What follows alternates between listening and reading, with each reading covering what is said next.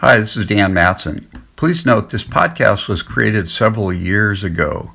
Some of the links, email addresses, phone numbers, and promos are outdated and no longer valid. Thanks and enjoy the podcast.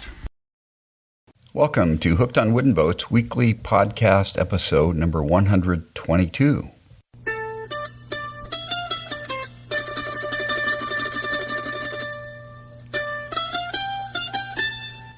I am your host, Dan Matson, aka Wooden Boat Dan. If you can do it, well, you probably can too. And this is the world's first podcast. Yeah, that's right. Count it here. It's the very first in the world, fully dedicated to celebrating the art, craft, history, tradition, and romance of wooden vessels around the globe. Thanks for listening today, folks. Good to have you on board. And we've got a fun and action-packed episode as usual. But then again, if you're talking about wooden boats, it's hard not to have fun.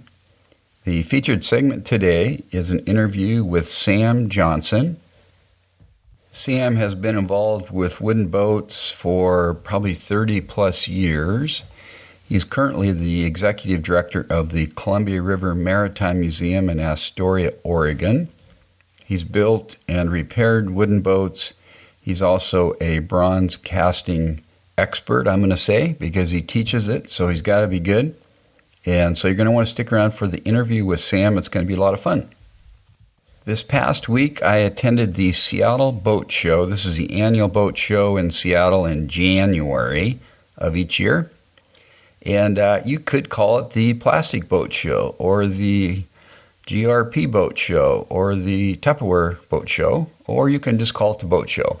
But there's definitely a lot of fiberglass there, in addition to aluminum and things like that. Now, I have been to this boat show before, but it's probably been, I'm guessing, 5 years or more. There's typically very little wood there, almost no wood. But anyway, I went down there last Friday, and to my surprise, there were pockets of wooden boat people around, which was pretty cool. I sat in on a varnishing session, a class that was taught by Diana Talley. She's from Port Townsend. She's a wooden boat shipwright. I ran into Ken Greff, who's on the board for the Adventurous Schooner. I saw Carol Hossey of Port Townsend Sales. Also, Gig Harbor Boatworks was there with the fiberglass version of the Scamp, which was pretty awesome. Northwest Maritime Center was there. Barb and Carrie. And then the Northwest School of Wooden Boat Building was there. Pete Leanhoutz and Peter Bailey were there, and I got to hook up and do an interview with Peter, so that was pretty awesome. So there were pockets of wooden boat stuff going on there.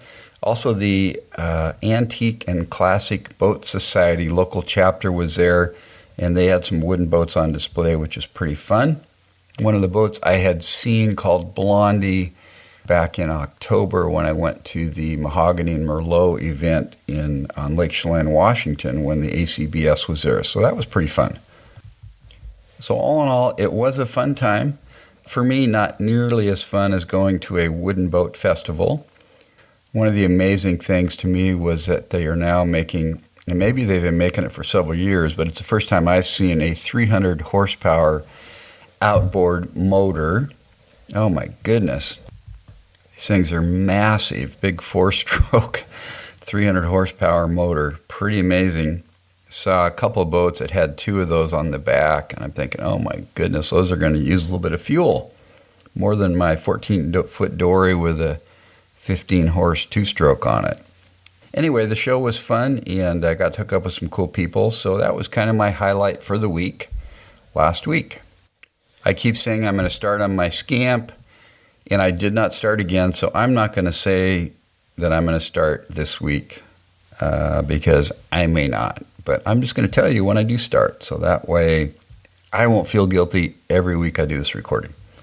Okay, now that we got that out of the way, we have some new subscribers to the podcast electronic newsletter.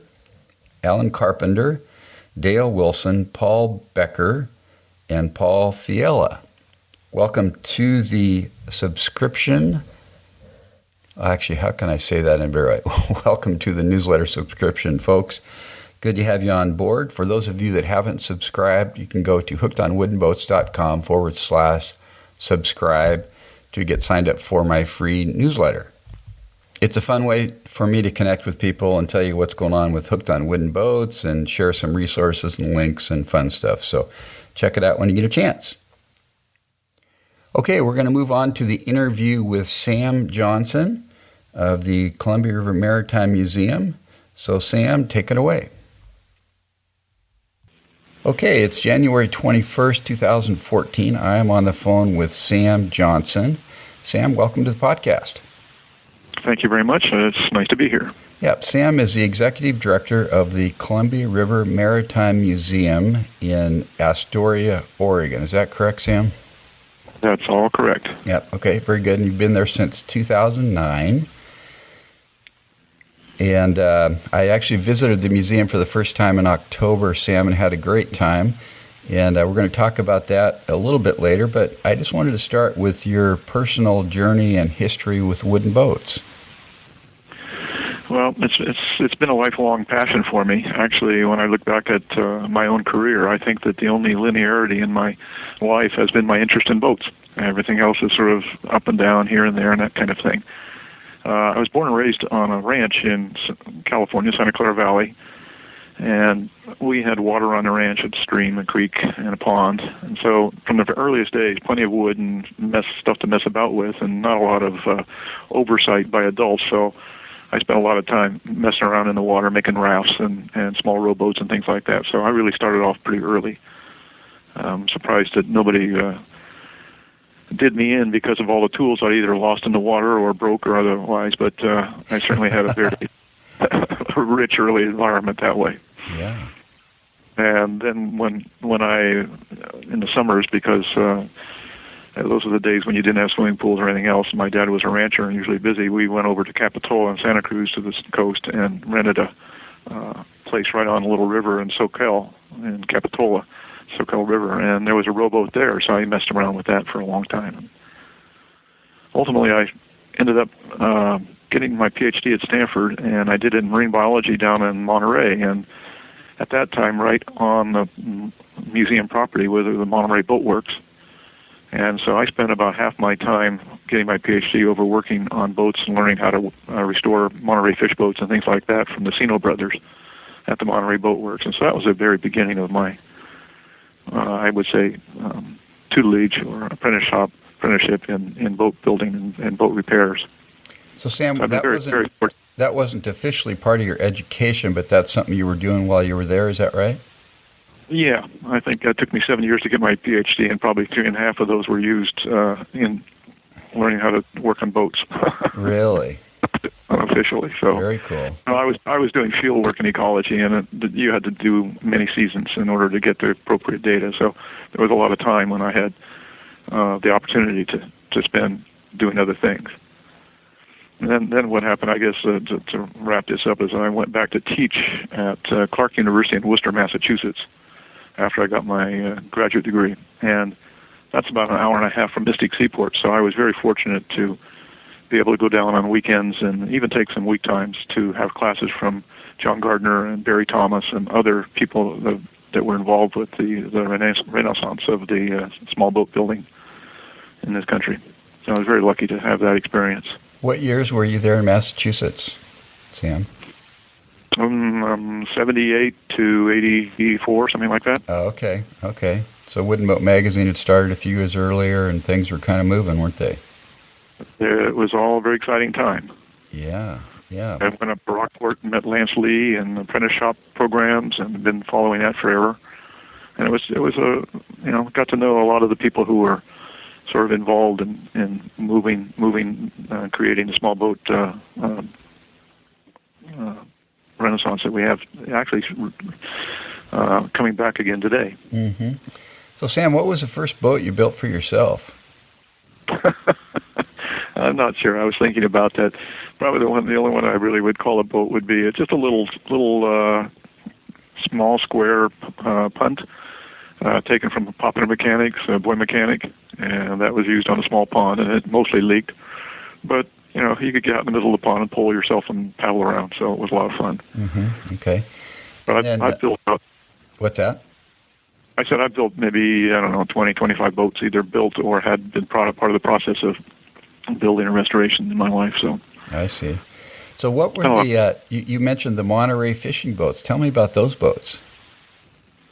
Well, the Monterey boats are this very classic design that you see both down in Monterey and in San Francisco in the Sassoon area and the Monterey, most right now, San Francisco Wharf is where you see mostly that design with this beautiful bow structure, just a very elegant shear line and so on. The Sino brothers, I didn't know this when I was working with them. They were Sicilian, and the family split into two parts. One of the part landed in Monterey and worked there, and the other part worked up in, I'm blanking on the name of the town, but on the Carquinez Straits. And those two families were the primary builders of all of the Monterey Bay, what they call the Monterey Bay fish boats. Very much of a fluke style, but a motorized style of boat that were used both in San Francisco and all along the Central California coast for salmon fishing, black cod, and things like that. Were those commercial fishing boats or recreational? Yeah, they were. They were all very strong, much commercial boats. Yeah. Mm-hmm. So were they Carvel planked and all that? All Carvel planked. Yeah. All beautiful. Yeah. What kind of material were they using for the hull planking on those? I don't really remember.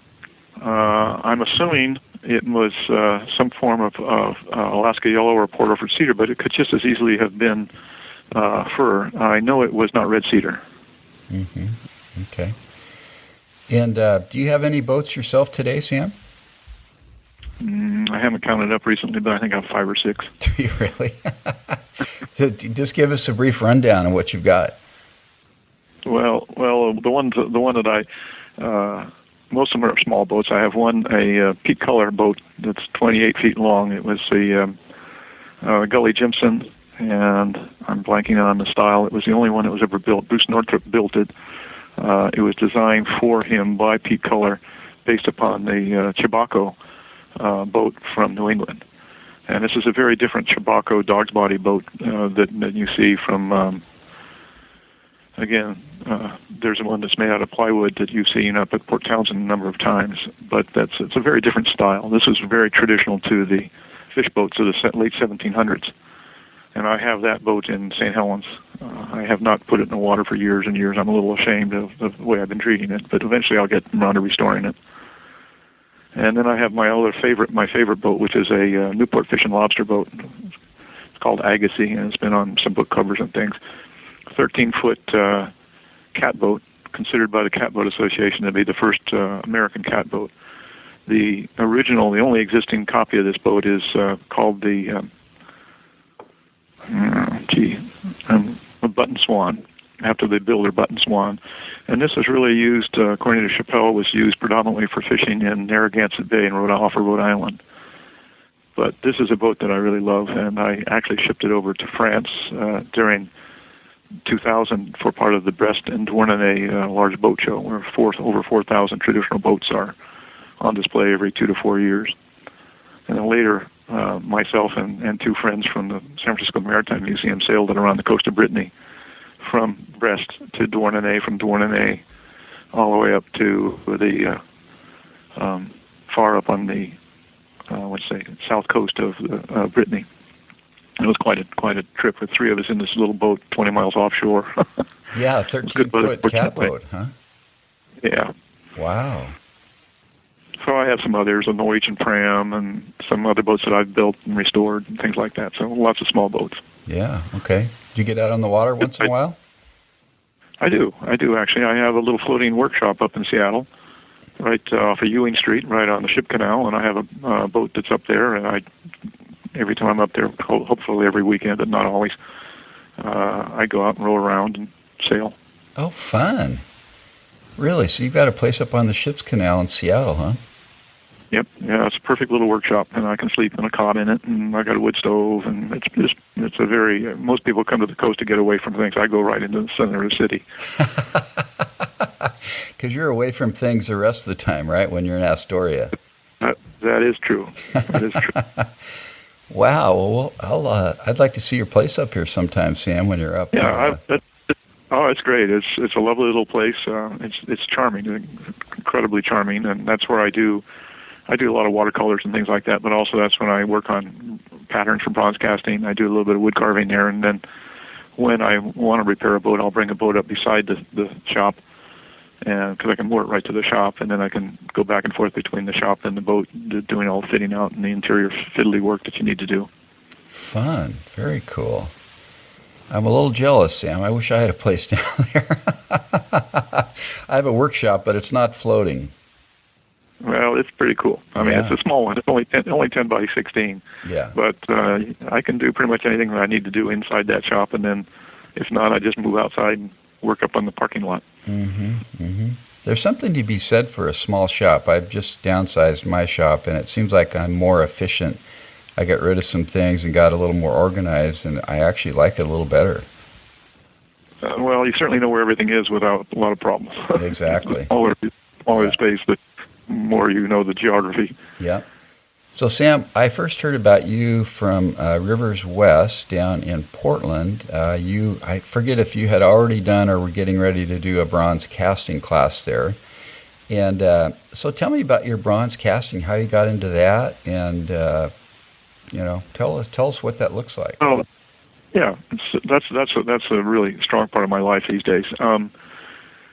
Years ago, well, I started off building boats, and I've been building boats, and I like traditional boats. I'm very focused on how traditional boats are fitted out, and what I found was that I could not get a lot of the bronze parts that I wanted for the various boats I was building. And so I decided, well, I'll take a class in foundry work from the Center for Wooden Boats, a little 2-day workshop. And I'm blanking on the fellow's name, but he was a retired professor of metallurgy from University of Washington. And so in one 2-day class, he gave us the theory about foundry work, and there was one furnace, and we all got to make one pour during the 2 days. Learned a lot about alloys and things like that, probably more technical stuff than we wanted to hear. But it was a good introduction, and I took it again another time just to reinforce my knowledge. And then a few years later, I bought the Gully Jimson, and I needed a little opening port light that was a 3-inch diameter port light to get some cross ventilation in the cabin. And so I went to Pete Langley at Port Townsend Foundry. I said, Pete, can you make this port light for me? He said, oh, yeah, sure, no problem. I said, well, I've never made any patterns for it. Can you make the pattern? Sure, no problem. How much? And this was like 1990. And he said, well, about $700. And I practically fainted. So I said, well, maybe to myself, maybe I should go back and dust off those notes I took and build my own foundry and try it. And that's what I did. And later on, now, of course, I say, now knowing what I know about getting into this, $700 is actually pretty cheap. Oh, really? Yeah, I mean, by the time you get done building your foundry and making your pattern and so forth and so on, there's a lot of the foundry. The pattern was one of the first I've made, a complicated one. It was about a 4-part pattern. And it took quite a while. So, that was not an unreasonable price to get a high-quality casting as such as that you get from Port Townsend Foundry. But that was my first start, and since then, now I cast, and I get up in the morning and say, what am I going to make today? And it's just like using a table saw. I pull it out, crank it up, and pound some sand, and off I go. I've got a part for me. So over the years, I've gotten far more sophisticated, and I talk to every foundryman I can possibly find. And there are quite a few around, but some of them won't talk to you, but most will, to learn things. I have quite a large library now of old books, mostly books from 1940s and earlier, dealing with foundry work, mostly bronze casting if you can find it, but molding, pattern making, things like that. So it's a real challenge. I find it enormously satisfying because it's both a lot of hands work, detailed hand work, but it's also a lot of intellectual understanding of alloys and how temperatures and how things melt and finishing off and polishing and putting patinas on and all of that kind of stuff. So it'll just like anything else in the world. It'll lead you, if you want it to, it'll lead you in many, many different directions. Wow, that sounds fascinating, Sam. So what does it take to build a foundry? Nothing, practically. Really? I lie about that. I lie. It's about the cost. The cost of doing it's anywhere between $200 and $600, depending on how much stuff you scrounge and how much you buy and how clever you are about reusing materials, stuff like that. But essentially, it's a 5-gallon paint can cut into 3 parts with refractory cement put into it, which you should buy. You can make it, but it's more trouble than it's worth. And then the fan can be a hair dryer, can be a lot of different things. Some are better than others, but a lot of different air sources will work. The crucibles you can again make if you want. Go to Lindsay and get their little book on how to make crucibles, but it's better to buy a commercial one because that's something you don't want to break on you when you're lifting it out. And it's other than that, you can mix your own sand, or you can buy pre-mixed sand. You can use water-based sand. You can use oil-based sand. It's all very straightforward stuff. There's nothing fancy about it. Whatever works, do it. Really? So how hot do you have to get the material to get it to the point you want it? Most bronzes, and I only work in bronze. I don't work in aluminum, and I don't work in iron. I only work in bronze, and I only really work in silicon bronze, which is the primary bronze used in most oarlocks and most marine fittings, because that's what my focus has been. Mm-hmm. You're talking right around 2,000 degrees. Oh, my goodness. Stuff starts melting, maybe 1,500 to 1,800, but it's got to get hotter to flow fluidly and easily. Wow, that's 2,000 degrees Fahrenheit. Unbelievable. Yep. Wow. So, it's amazing though. You have these 2-day workshops that I put on usually, and by noon of the first day, or after 1 o'clock of the first day, people are pouring metal, and they're all so timid.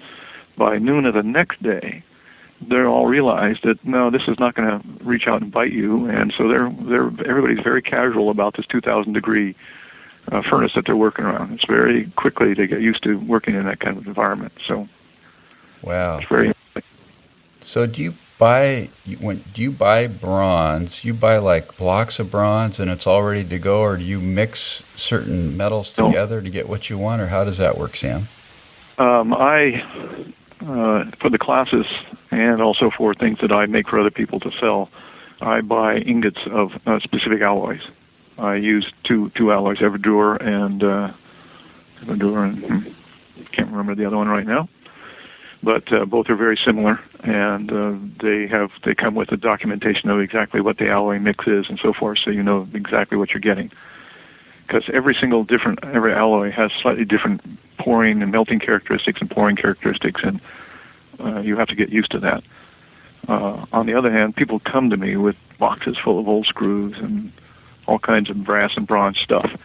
And I sometimes use that for my own things, but even then I'm not sure, because the old stuff, first of all, if it's bronze screws, you get more dross than you do good metal, and so you're wasting a lot of propane and everything else, and you're also burning up your crucible, so it's probably not worth it. But the other stuff quite often is old plumbing fittings, which may have lead in it or may have mercury in it. And if you're in a nice open environment where I have in my own personal foundry area, it's no real problem. But if you're teaching a class, you don't want to have anything, and whereas the silicon bronzes don't have any noxious chemicals in them at all. I see. Okay. Interesting. Wow, that sounds fascinating. Do you have some classes coming up where you're going to be teaching, Sam, the bronze class? Yeah, I'm going to be teaching a 2-day class workshop here at the Maritime Museum in August. The date I haven't exactly figured out. It's related to the day that the Astoria regatta will be the weekend that they're doing that. So I can't remember what that is, but it'll be in August of this year. Okay, very good. Well, let's move on and talk about the Columbia River Maritime Museum. Tell us about the museum and what's available there, and then we'll have you talk about the classes that you're offering also. Sure. Well, as I said, the museum was founded in 1962, and it's rather interesting. There are 3 or 4 major maritime museums, including the main Maritime Museum, which were also founded in 62, 63, 64. So something was happening in the national environment that prompted people to establish maritime museums for one reason or another. But we've been involved as a museum, as I say, for 51 years now. We are a 501c, that is a private nonprofit organization like so many other nonprofit organizations are. And we're totally independent of any government support, which is rather incredible. And in that, our experienced period of time, we have never had any debt. So we're a very fortunate museum. Wow. Don't have a lot of extra money, but no debt ever. You're funded through contributions and admissions and things like that? Yeah, exactly.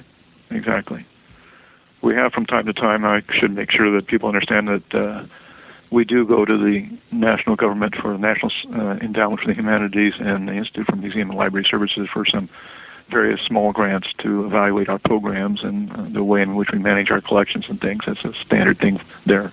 But in terms of operational support, we receive no government funds, which sometimes makes it difficult, but also gives you a great deal more flexibility in how you run your operation. You have very fewer masters, let's put it that way. Yeah. But the museum is a true collecting organization. The foundation of this museum is that we collect things. And not everything that we collect is put on display. You can only put a very small amount on display. But the basis for the existence of this museum is to collect the maritime culture of the Columbia River, the waters of the North Pacific, and actually the tributaries to the Columbia River all the way up to its headwaters. So we collect things, and then we take specific things from that collection and display them and interpret them for the education and enjoyment by the public. But a lot of our library is one of the largest libraries outside of the San Francisco National Library, Maritime Museum Library, which is part of the Library of Congress, which is kind of hard to compete with. But we have probably the finest collection of maritime-related materials in the entire western United States outside of San Francisco. So people come here to do research from all over the country and all over the world. Wow. So it's a pretty incredible organization, and like so many things in small towns, people take it for granted or don't understand the full depth of its reach. So when I came, I was fortunate. I was given an organization with no debt, with the instructions make it better, and that's what I've been trying to do over the last 4 years. So tell us some of the projects you've been working on the last 4 years, Sam. Well, aside from raising money, which is a good portion of my time is spent doing that. In fact, one of the first things that happened when I came was to suggest to the board that if they wanted me to do the job that they wanted done, that I needed to have a number two. And so we promoted Dave Pearson, who had been here as curator for 14 years. We promoted him to deputy director. And in essence, he runs the day-to-day operations of the museum. I have oversight of that, of course. The final buck stops with me, but by and large, he manages all of what happens, what you see when you walk into the museum and so forth, and all of the staff.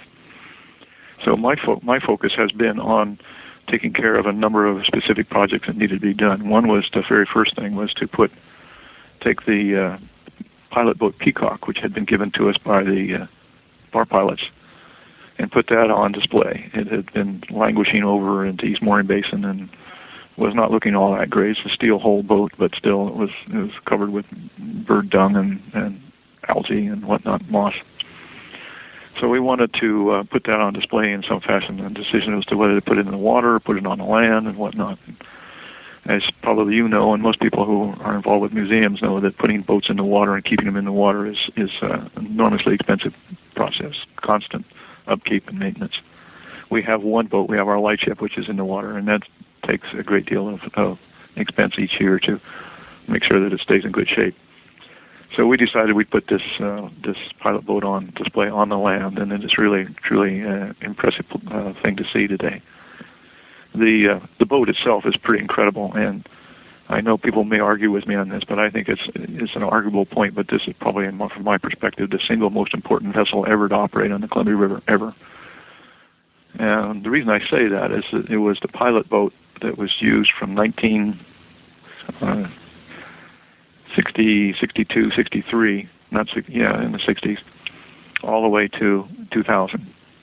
And during that time, it was responsible for keeping the Columbia River Bar open for the freighters. And if we had not had this kind of pilot boat, we probably would have lost at least half of our commercial shipping to other ports. So from that point of view, the whole economic face of the Columbia River Basin would be very different today if that boat had not been operating. So that's why it's so important here. And Sam, for those that aren't familiar with where the Columbia River meets the Pacific Ocean and the Bar and Cape Disappointment, just give us a brief description of how treacherous that can be. Well, actually, one of our board members is a maritime attorney, and he's also the attorney for the bar pilots and has to go to bat with the states, both Washington and Oregon, for bar pilot increases. And each time he goes, he was having to re-explain how dangerous the bar is, and so he finally wrote a book on this, and we have it now in our bookstore. But it's considered by most pilots and most captains to be the most dangerous river bar crossing in the world. Tremendous number of wrecks over since the 1700s, actually, or late 1700s. It's so dangerous, and primarily because you have the Columbia River, which is one of the largest rivers, outflowing rivers in the North American continent, basically coming right down and going right into the open ocean where there's the continental shelf. So from 4,000 miles from Japan all the way to the continental shelf, there's nothing to get in the way of the waves developing. So what happens is you have these waves, which are substantial, meeting this substantial flow of water going the other direction, and you have this incredible mix. And depending on whether the tide's coming in or going out and all this kind of thing, you can regularly get waves out there that are 20 to 30 feet tall from trough to crest. And these are just sort of day-to-day operating conditions off the Columbia River Bar. So it's very, very tough to work on. Yeah. Even with all of the efforts to control the sand and putting the jetties up and things like that, the channel is constantly changing. Even with the dams trapping a lot of the sediment that's coming down, there's still a tremendous amount coming down. So it's a constantly changing environment, and the bar pilots just are really knowledgeable about this. It's a very tough place. I'm looking outside right now, and I think there's probably 7-knot current going right past in front of my office. Wow. Wow. Yeah. Okay. So I didn't mean to get sidetracked there. You were talking about the bar pilot being the most important boat, and then anything else you wanted to tell us about the museum? Well, yeah. Then the other issue is that this has been a focus of a lot of my energies, and it certainly segues into the classes, is that in 1985, the Burlington Northern Railroad closed down its operations moving trains from Portland to Astoria. It's really interesting. In the 50s, there were 8 trains a day going between Portland and Astoria. I would love some of them were passenger cars, some were freight cars, some were a mix, but eight trains a day. When the roads were developed, then they started cutting back on passenger traffic, and then in the 85 they decided that truck traffic was easier to carry goods than rail cars, so they stopped it entirely, and that's when they gave to us a brick railroad station that was built in 1926, 6,000 square feet in 2 different buildings connected by a breezeway. And the museum had never done anything much with this. We used it for storage, and when they were first given it, they built a gillnet boat that's now on display in the museum, but beyond that, it was just used for storage and not really used at all. When I came, it was falling apart. There were cracks in the bricks, and we had one corner that was about ready to fall off. And, I'm a boat builder, and so I saw the opportunity there. And so I go to the board and say, well, we got to do something about this. And for years, the board had been saying, well, what are we going to do with this building? Let's make it into a restaurant. Let's make it into a bank. Let's do some retail operation. And I'm looking at it as a boat builder and I'm saying, wait a minute, guys. Let me see. 6,000 square feet of empty space, right on the water, 50 feet away from the water, even though you can't walk down to it. Incredible view. And we're a maritime museum. What do you think we ought to do with this?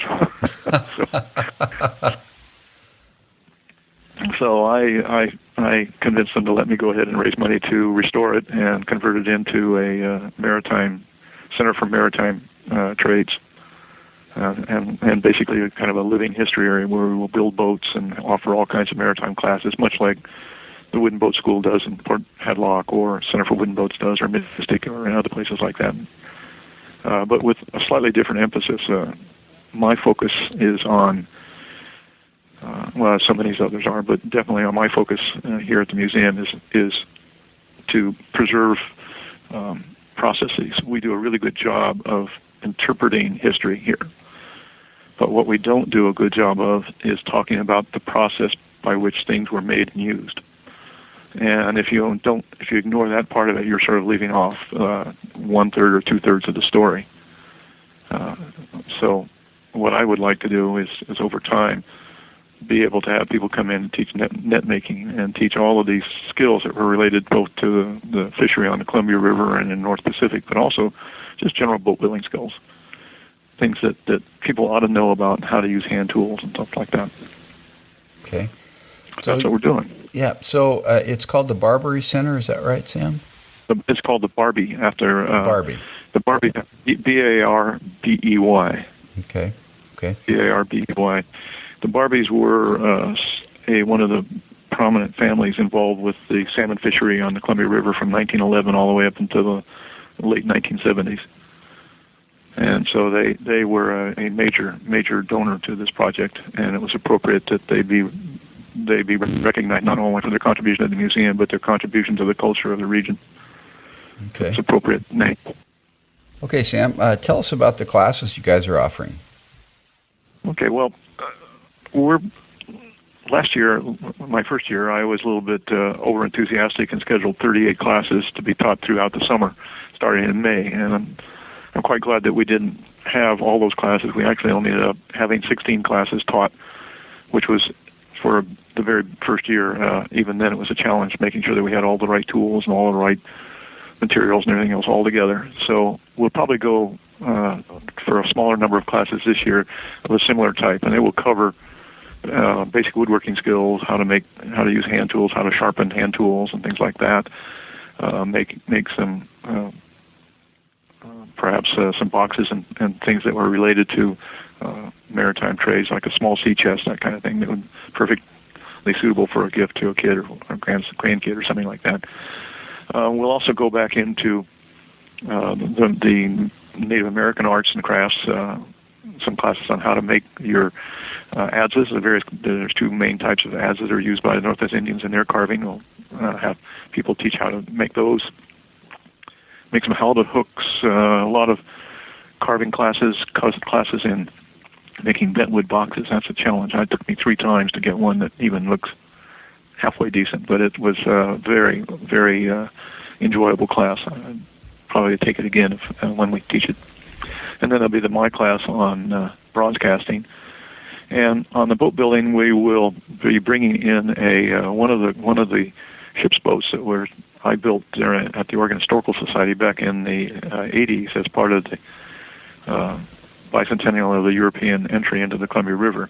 This is a boat that was an English ship's boat that was probably built with some bad wood from Douglas fir planked, carvel planked, and it's pretty rotten. So we're going to tear it apart and restore it, and people can sign up for classes to work on that project, learn how to do spiling, how to put planks on, how to restore a boat, basically. This will be taught by local boat builders. And there will be some other things, half model classes and things like that. So the website will be up soon for the classes this year. We don't have it up at this point. Okay, will that be a separate website from the museum website, or? No, it won't. Okay. It's part of go to ColumbiaRiverMaritime.com and then go to the Barbie Center or go to classes. I can't remember exactly. There's a number of ways to get there. ColumbiaRiverMaritime.com. CRMM.com, I believe it is, or Columbia River Maritime will get you there as well. Okay.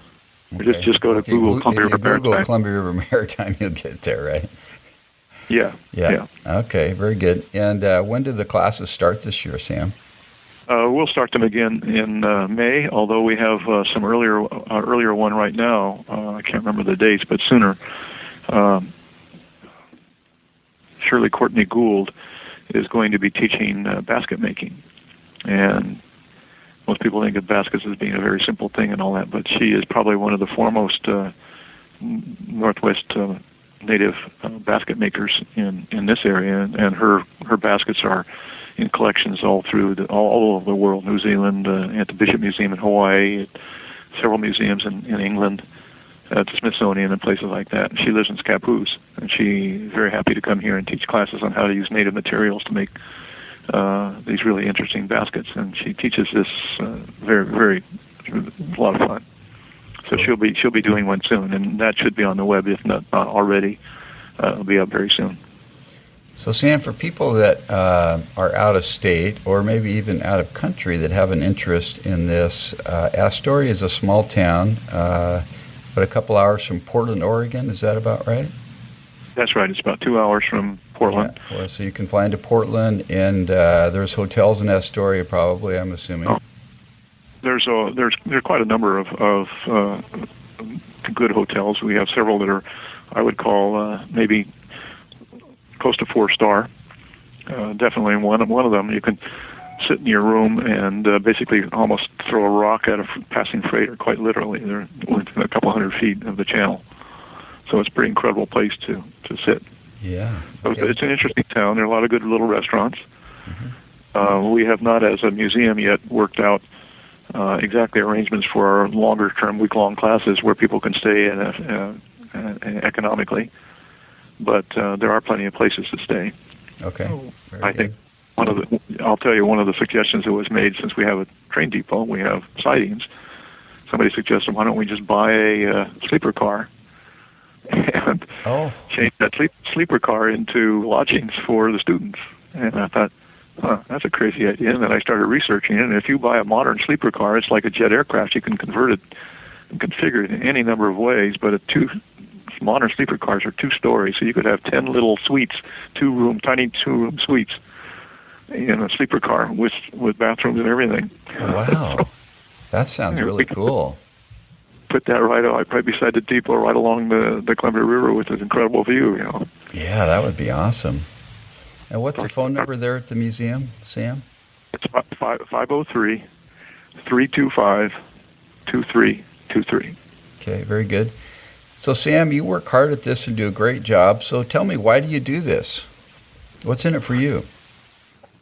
Well, I had no intention of coming here to be the director. I was recruited by one of the board members, and Tom Vaughn, that recently died, but he was one of my close mentors, and I had really for 30-some-odd years was head of the Oregon Historical Society, and they came to me and said, Sam, what are you doing with your life? You're retired up in Seattle, and you're messing around. Why don't you come down and consider being the director of the Maritime Museum? And I said, I don't want to go back to fundraising, which is a significant portion of this job, but it's way more than that. And my life has been involved with boats and maritime culture. And so my ability to make an impact on the community in Seattle or in Portland would be minimal, no matter where I was. Whereas here, making this a better institution, stronger financially, reach out in a number of different ways. It's an opportunity of a lifetime. So it's a perfect job for me at this point. I may not get to build boats and handle the tools and mess about with stuff, but I certainly get to be around it a lot. And the museum itself, every morning when I walk through the collections and the halls, I just think how lucky I am to be here. It's just there's so much richness here. So for me, it's a perfect way to end my working career. Very good. Whenever that will be, I don't know, but it's hard to say. Yeah. Well, that's awesome. Like I say, I was so impressed because as I mentioned to you earlier, I grew up boating on the Columbia River, and I used to fish with my dad and family out of Ilwaco and fish over the bar, and every summer we'd take our boat from Portland, Oregon, basically down the river to Ilwaco, and made a lot of those trips. And so there's a lot of great memories for me there. And it's really fun to go into the museum and see a lot of the stuff that I used to see as a kid on the river. Yeah. Well, let me before we close, I wanted to tell you one thing. You asked me what have I been doing, and one of the things. Well, here's one of the sort of way out things that I would like to see done here is that at the turn of the last century, 1900s, the estimate of the number of double-ended sailing gillnet boats that were on the lower river from Puget Island to the mouth was a little over 2,600 boats. In 1989, when the museum got to the depot and went to use it to build the first replica of a sailing gillnet boat, they tried to find one. could not find a single existing boat, not one, anywhere. So they pieced together from some modified boats and some of the plans and things like that were in photos, a set of plans, and from that they used that to build a boat. And that boat is now on display. That's the only existing double-ended sailing gillnet boat now around. So my thought would be, what? I saw that in the museum. Yep. Yeah.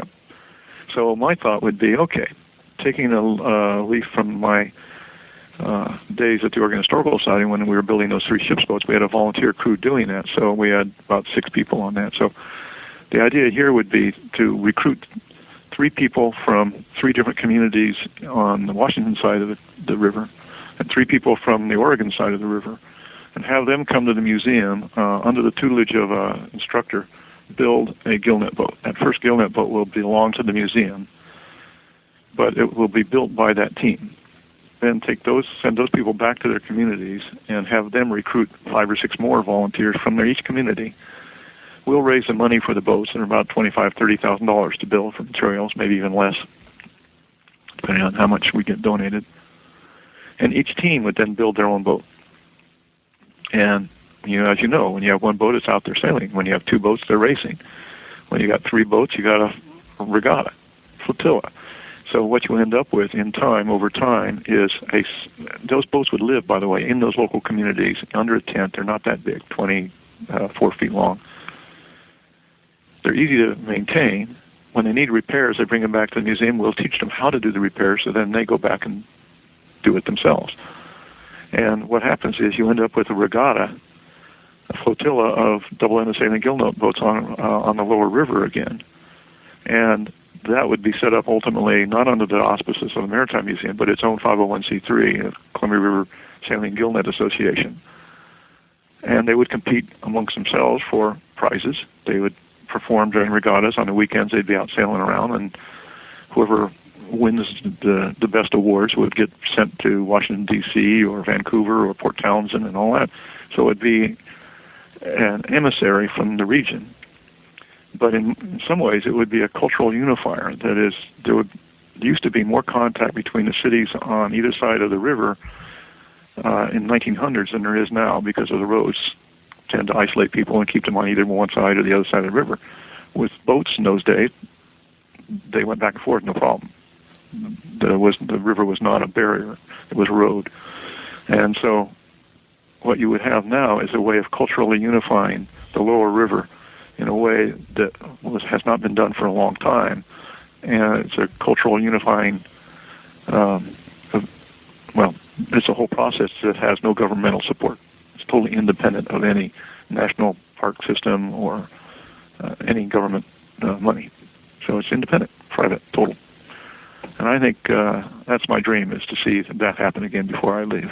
Cool. Very awesome, Sam. Well, I appreciate you being on the podcast today. Any other closing comments you'd like to make at this point? No, just have people, if they want, they can email me at johnsons@crmm.org. I'm always glad to respond to people's emails. Okay. Well, very good. Well, thanks a lot, Sam. I appreciate it. Okay. Well, thank you very much. Okay. I'll talk to you later. Hope to see you soon. Sounds good. Thanks. Okay. Bye-bye. Bye. Thanks, Sam, for doing that interview. It was really fun to hook up with you by phone, and we will meet in person one of these days, I'm sure. The Columbia River Maritime Museum kind of holds a special place in my heart just because I grew up boating on the Columbia River. And the museum is in Astoria, and directly north across the river is a little fishing town called Ilwaco, where I spent many summers with my dad fishing from our wooden boats in the river and out over the bar in the ocean, salmon fishing, and had an absolute blast.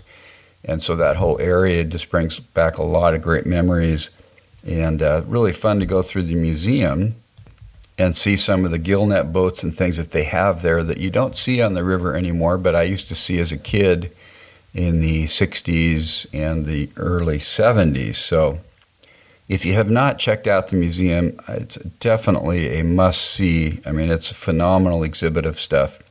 And check out their classes, too. at the Barbie Center. They've got a lot of great classes going on there. And again, their website is crmm.org.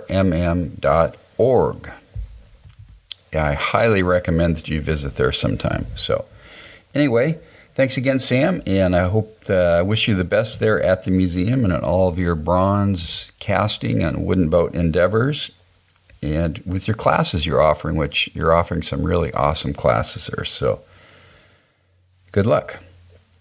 Okay, thanks for listening today. If you'd like to connect with me, you can do so by email, dan@hookedonwoodenboats.com. You can also find me on YouTube, Twitter, Pinterest, and LinkedIn. No, not on LinkedIn. Facebook, Twitter, Pinterest, and YouTube.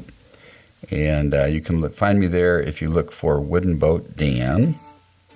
And I'd love to connect with you. Send me some pictures. Tell me what you're up to on your projects. Let's hook up and have some fun. And I will keep you posted on my progress with things here. So have a great week. I hope you enjoyed the podcast.